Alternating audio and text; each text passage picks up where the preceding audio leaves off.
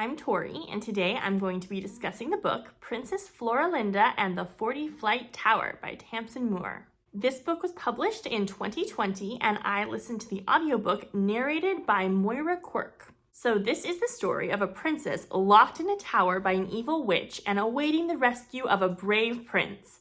But all the princes have come and already tried to rescue her, and they did not survive, so now she is on her own. This was a really fun and charming story that I feel like is almost for every age. It is this great little light-hearted fairy tale that kind of turns fairy tales on their heads and also has some kind of dark moments in it. So if you have any interest at all in reading this book, I highly recommend that you go do that and then come back to hear my opinions. So I absolutely loved Floralinda. She felt like a very honest and real interpretation of what a princess would be like if she were actually trapped in a tower. She was definitely a strong and assertive female character, but she wasn't the kind of strong female character who can just take on the world with no questions asked and can defeat every enemy without trying. She had been raised as a princess. She knew how to do very sedate princessly things. She had no idea how to fight monsters and escape this tower. And she did get afraid and have these really negative reactions and spend a lot of time wishing she could just curl up on her bed and cry.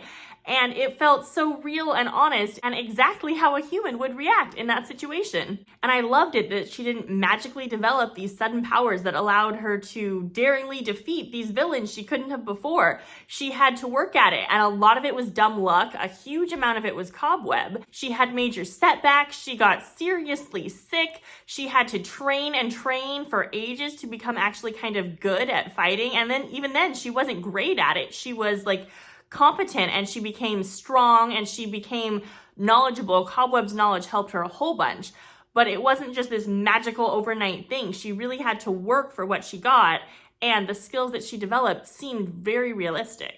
And she was incredibly lucky to have Cobweb. Cobweb was like this encyclopedia of everything. She knew how to do all these chemistry things that made this battle way easier to fight, and she was this great help. Like, Cobweb is really the hero of this story. She did most of the work and most of the saving involved here. Princess Floralinda had to kind of work too, and follow Cobweb's lead, but Cobweb was really the one who saved the day. And I thought it was really interesting the way that Floralinda started out as a good and nice princess, very much like the traditional Disney princess, where she's kind of empty-headed and she's good in that she doesn't do anything. And it doesn't necessarily mean that she was an amazingly good person. She just didn't do anything. And as she develops the skills she needs to survive in this situation, she doesn't become a better person. She becomes a more competent and capable person, but she just becomes kind of ruthless, and she kidnaps Cobweb and is horrible to her and basically threatens Cobweb with death if Floralinda doesn't survive. And that is how a person would react in this situation. So that almost made this story feel kind of gritty. It walks such a fine line between being this lighthearted, whimsical fairy tale and then like this really gritty, dark, realistic thing, and that they somehow merge together so well. And so I'm not quite sure what age range this would have been targeted at, because it's kind of violent and cruel for little children, but it still has that kind of lighthearted childhood whimsy to it.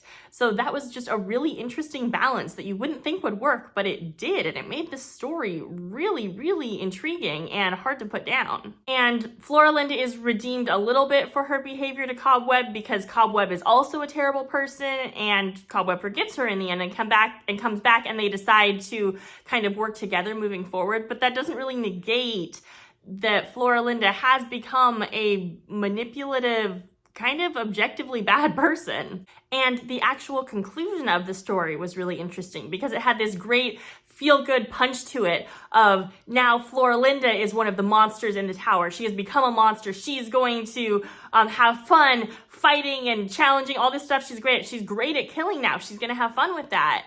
But the implications of that are super, super dark, because either she is going to be killed by the princess or whatever princess or whoever else shows up to rescue her, or she is going to become like this mass murderer who just kills everybody. And these people haven't really done anything to hurt her. They're not bad people like the witches. They're victims of the witch, and Floralinda's job is to kill them now. So that is super dark, but you don't really notice because the story ends on such a high note and you're so happy about it.